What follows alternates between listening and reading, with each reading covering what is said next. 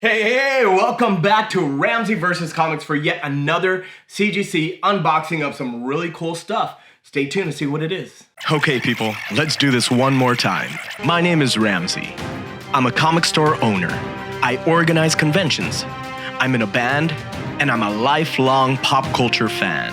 And I'm lucky enough to be surrounded by it every day of my life. Welcome to Ramsey vs. Comics. All right, guys, so before we start, please hit that subscribe button. Make sure you turn on the notifications, and that way you can be alerted whenever I upload another video, which should be at least weekly. I'm trying to get ahead. I've fallen way behind of where I want to be as far as video production and making these things, but I've been so busy at my comic book store, no excuses, right? I just need to make content. I need to be consistent. I need to put it out there. You're gonna see that some of the content that's coming out doesn't have all the bells and whistles it usually does. Right now, I'm prioritizing actually doing some, then taking my time and really making it perfect. This is YouTube. It's not a major motion picture. It's a freaking unboxing, for God's sake. So we're gonna treat it as one. And what do we have here? This is a half box, according to this red label on this box from CGC, full of goodness. So I was gonna use the Darksider sword over there, but guess what? It's not sharp, it's actually cast of some kind of resin. It's not really gonna cut through this, but we're gonna bring out trusty Excalibur for this job. Oh yeah, look at that. So easy when you're not trying to use a big clunky sword. But you know what? I absolutely love swords. I absolutely love comics, and what better way to combine them than by opening my comics with my sword. But anyway, we'll pick another sword that is actually sharp next time, and check it out. So CGC, not the usual cool sturdy box that I'm used to. Usually has real thick cardboard in there, and in this case it's just a small little box, kind of like CBCS puts their mails their slabs in. Okay, so I just saw a really cool book in here that I want to talk about. So cracking and pressing is when you buy an existing CGC or CBCS or any other graded book and you send it to a presser to break it out of that shell, press it in a heat press, give it a good cleaning, and then ship it back and grade it again in hopes that it comes back a higher grade. And as you've seen on this show, sometimes I strike it big, sometimes I'm down low. Well, I haven't really gone below where it was, but I've stayed at the same grade a couple times, and that's really, heartbreaking because you spend a lot of money to do this. Well, I'd say maybe $50 once you, if you include shipping, the grading. If you want to fast track it, that's another extra. Anyway, so they charge you more money to get it faster. But I've lost, not lost. I guess I've stayed the same, but I've lost money. But I've won more often than not. So right now I'm in the black. So what I've spent versus what I've gotten back as far as my collection worth is definitely way higher. So, okay, what do we have here? Here's a very special book, and it is one that you may or may not know, probably one of the most sought after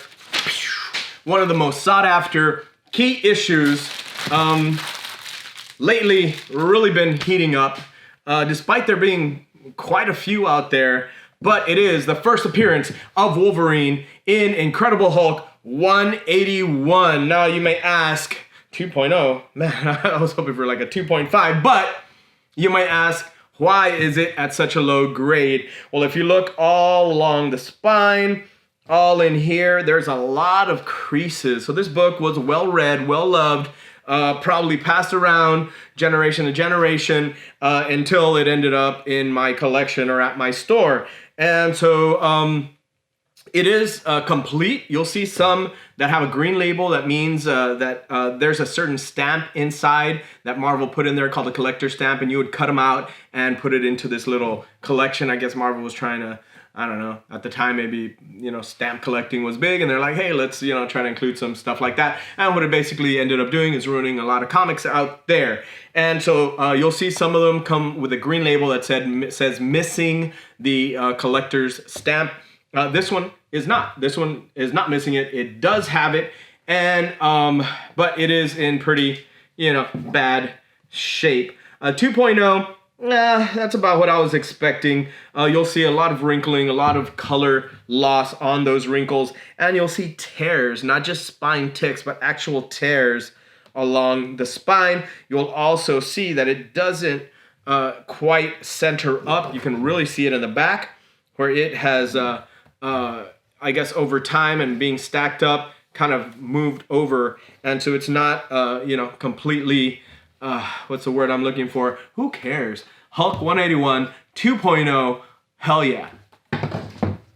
All right, who are these dudes? I keep seeing these guys' faces. Don't care about you. So, another cool one right here.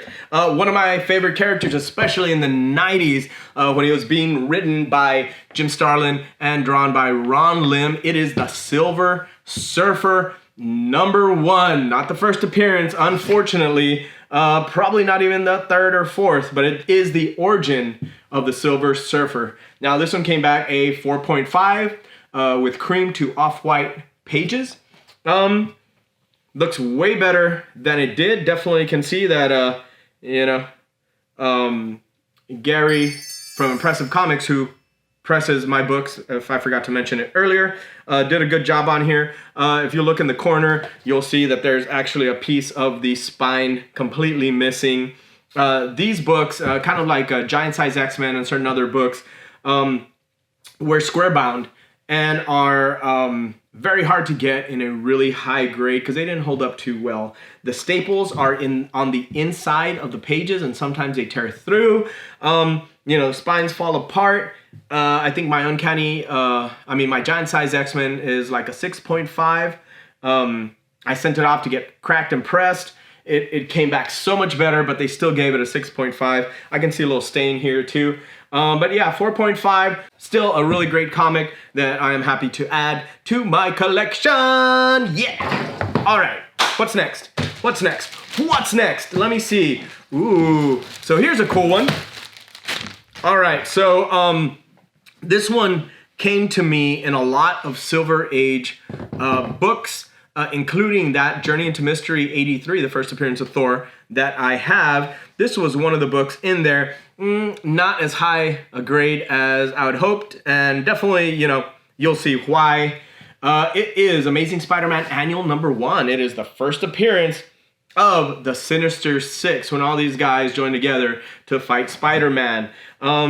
Let's see, what else is it? First appearance of the Sinister Six, Thor, Giant Man, Wasp, Doctor Strange, and Fantastic Four cameo, and 15 pinups. So you can see they took a stamp to it and they stamped it with 611. I don't know what that was. Who knows? Maybe that was their 611th comic and they were like keeping track. I don't know. Maybe it was the address of the place it was at. Maybe it was the guy's, I don't know, telephone number. I don't know. Area code. Who knows? But 1964, Amazing Spider-Man Annual #1. I wonder how rare this is as compared to Spider-Man #1. I don't know if anybody's ever compared it. But anyway, so this had some staining. It had some problems for sure. Again, another square-bound book. You can see, time and people took their toll on this book.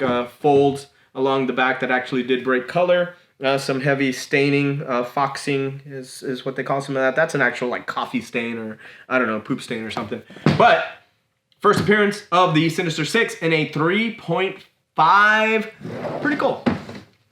Happy. Okay, so we only got 4 books this time, but this book I purchased on mycomicshop.com at a 7.5, and I saw and thought that it could be improved by pressing. And so, did my grade improve on my Amazing Spider-Man 129, my first appearance of the Punisher?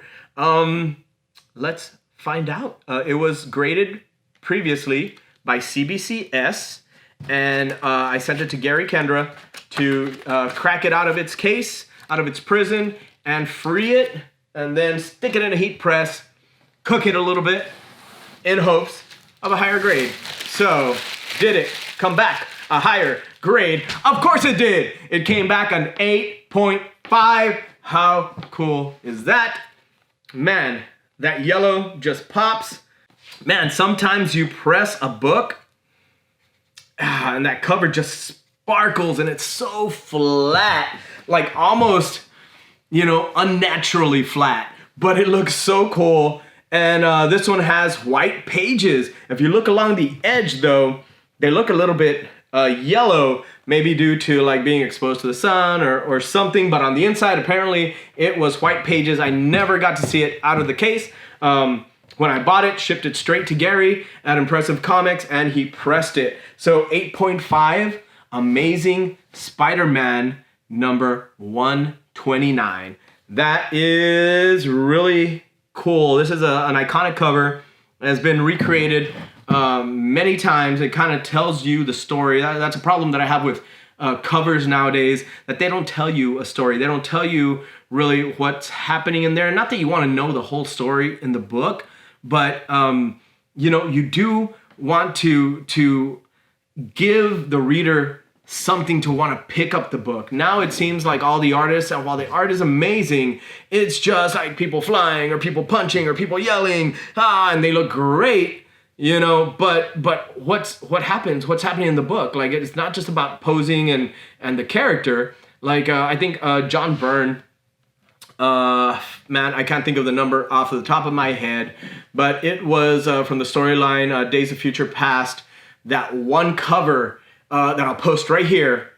Man, that cover, it draws you in. You're like, what is happening? That cover tells a story, and I wish covers still did that. I can imagine if covers did that with amazing art like they have right now. Not that the art wasn't amazing back then, but just there's some very talented artists out there that really aren't thinking about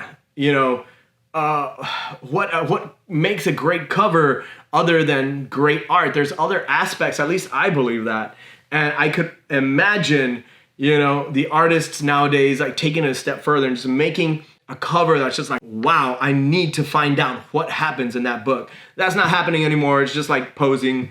And while it looks great, and it sells covers, it sells comics at my store, but I really do miss the days that, you'd look at a cover and you'd be like, wow, man, I need to know what happens in that book. That doesn't happen anymore. Anyway, Amazing Spider-Man 129, first appearance of the Punisher. Really happy, 8.5. As you might remember, if you actually watch these videos, the other one that I had was a 5.5. I ended up selling it, paying a little bit more and jumping up to a 7.5, and now sent that one out to get pressed and graded. When I did that with the other one, it still came back a 5.5. Go watch this video right here. But it came back a 5.5. I sold it. I think it had some staining, and the staining is graded really harshly. But yeah, so I got a 7.5, threw in like an extra couple $100, and got a 7.5 and got it pressed and graded. Now I'm at an 8.5. So that's how you move up, without spending a ton of money. You just gradually move up. I'm probably going to do the same thing with this one and try to buy maybe an 8.5 that I feel, can be maybe pressed up to like a 9, and just try to work my way up that way. And you know what? I might fail. I might buy an 8.5 that I think, could improve, send it off, and it might just come back, an 8.5 or even lower sometimes. But hey, it's worth the risk. In this case, I did win, and that makes me very happy. So that's my little CGC haul. All my books didn't come in at once. They're coming in chunks, so I still have more still to come. And some that I am pressing myself that I'm eager to send off just to see how well I'm doing at pressing. Modern books, I don't trust myself yet to do like a Hulk 181 or like a first appearance Sinister Six or like a first appearance Punisher yet, but I'm gonna get there. And yeah, I'm really happy. A lot of low grades. There's obviously nothing in the 9 range. 8.5 is the high, 2.0 is the low, but that's what it is. Still key book, still something that I'm gonna treasure in my collection until I'm able to trade up to a higher grade and little by little work my way up to at least the 9.0s where I wanna be on a lot of these books. So anyway, guys, thank you. If you have any questions, hit me up in the comments below. Let me know what you thought about this video. Let me know what you think about these comics. Do you own these comics? You know, what have your experiences been with cracking and pressing? Have you pressed a book? Have you sent anything to CGC? What have you sent? Let me know down below. Let's talk. And guess what? If you are able to participate and comment down below, you are gonna win something cool. So I'm gonna start giving stuff away more often and in bigger quantities. And I had a really cool guest that did a signing for me to give away to you guys. So you know, that'll be coming up soon. I'm trying to get to 1,000 subscribers. We're almost halfway there. I did say that at 500 subscribers, I would give away a signed Alex Ross Incredible Hulk. I'm still gonna do that. And yeah, so make sure you comment down below anything about this video, any questions you have for me, and you will be entered to win something cool. I guess that's it, guys. Well, thanks again for tuning in to Ramsey vs. Comics.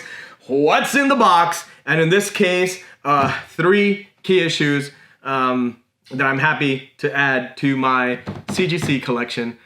So ecstatic. So anyway, thank you to Gary Kendra as well for pressing up my 7.5 Amazing Spider-Man to an 8.5. And I don't think it could get much higher than that. This thing looks flat as can be. And yeah, there's a little foxing there. Foxing is like a staining that happens with age on some comics. But yeah, man, this a killer book. All these books, really happy to add them to my collection. All right, guys, we'll catch you later. Thanks.